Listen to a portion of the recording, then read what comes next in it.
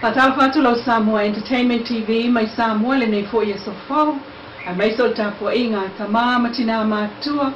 Pela ho mo mai ai tato fasalonga le nei tulapo. Malo le soifua au sinefa. Ua ta whele lafo le taitai o le HRPP mlana vang wha upwhai o a ngai le malo ina ua tutu wha atasi. Mai le vang wha upwhai le fas wha tuatua le tua sama utasi e te ena malosi le lafo o le wha tuatua ina o le pale mia mlana kapeneta. Ma fola fola ia le fionga le pale mia fia me nao mimta a faltulanga o ia le pale mene pe a whai elang langoina le lafo. A le HRPP o lona fautua ina lo le aul malo e whata apel pal mene ai whail palo ta tele. Peitai na whaia ina leo sofa inga le HRPP e ala ila na lafo i le umane tolu sulfa i le sefulu male lima. A wha maunia le lafo o lona winga. A wha maunia le lafo o le a o fautua ina. Le a o le malo mo sana pora inga i whata ape ai le parlemeni mo le whaia o se palo te tele, general election. A te ena le lafo o le a wha au pea le whainga malo nei. Ngoina le lafo tutulai mai.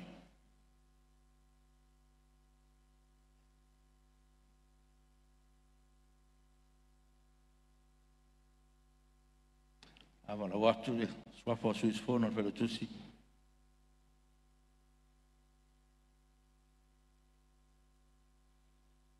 No bol tulepa fatelofa o elua sa ilele mali le ngoi.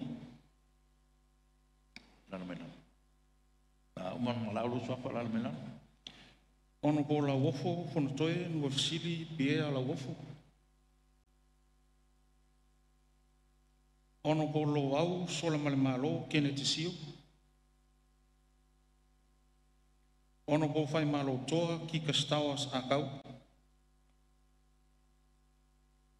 Lea le pule rimoni ayafi. Lena tai Victor Fafoi Tamapua. E se tā vai fou te vanga ena. Ala ia sa mo e whaawo malanga i tūtong ia i se polona mo nano. Sula manaia wheta ia i tau ili tui vasa. Whaangase ali i sa poa whiang ia i. Ali male manu moti mo moe mausu alofa tu au. Lea ana Ronnie Bosini.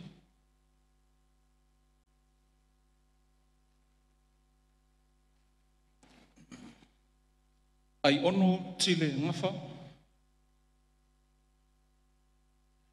Ua awa sului malo amatanga.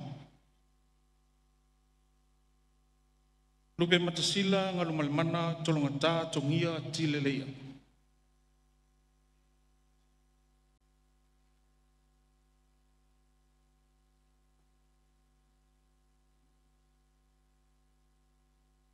Oi la tau e le langolango ina lafo se te tulai mai.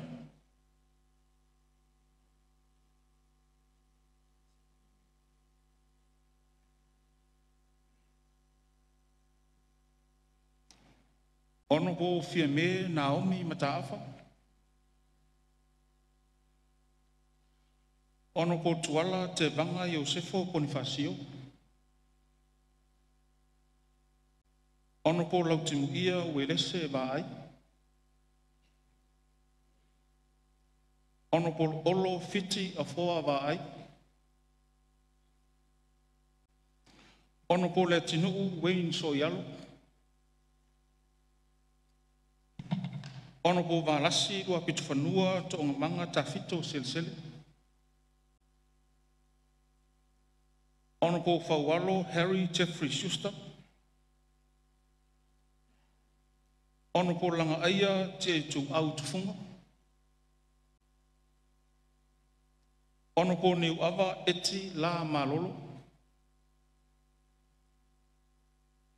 Ono po matamua se umanu vasati sili pulfana.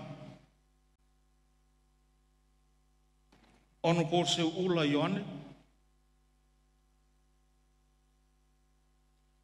Ono ko mau si osi pui mai.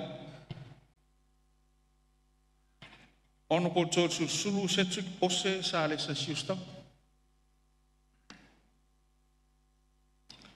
Ono ko lau mutia manu wrinkle and persel. Ono ko whaleo mawaenga titi mai a tafua. Aua pa au mulipola au le tafua mulipola.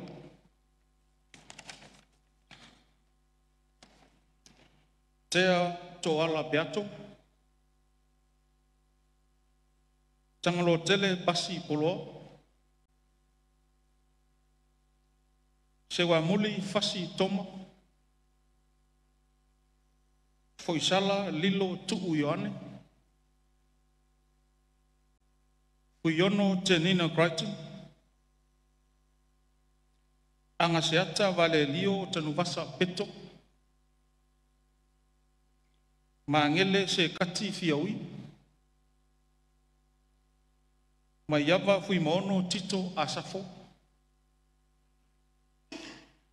Fesolai a pulu tusi upu tuingamala. Ono po lauli leuotea po la te wafosi. Ono po tuu ansi ileota.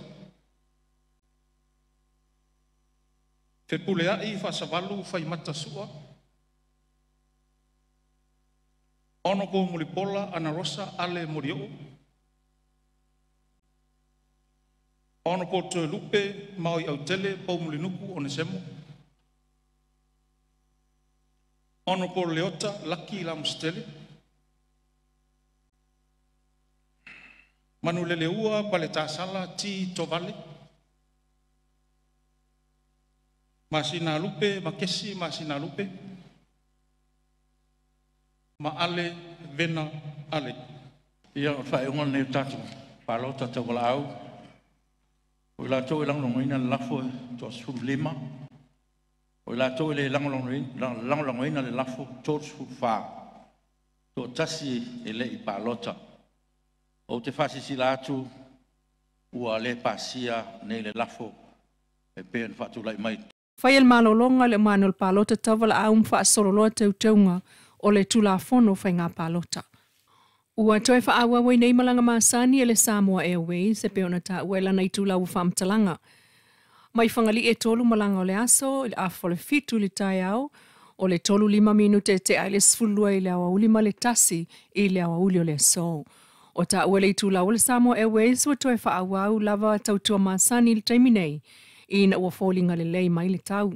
Mai ua toi wha awa wai fo I malanga mo le motui manua, peitai.